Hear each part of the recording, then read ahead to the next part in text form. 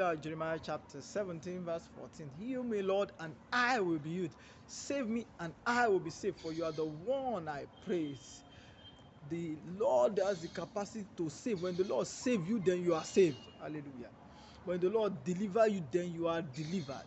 The Lord has the capacity to deliver you mentally, to deliver you psychologically, to deliver you emotionally, to deliver you even in whatever endeavors, spiritually and physically.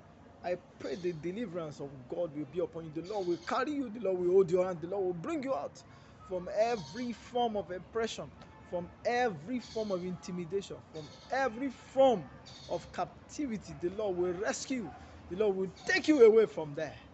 His bright hand of righteousness will carry you, it will deliver you and change your story in the name of Jesus. And you have reasons to give thanks, you have reasons to praise God, you have reasons to celebrate. This is your portion in the name of Jesus.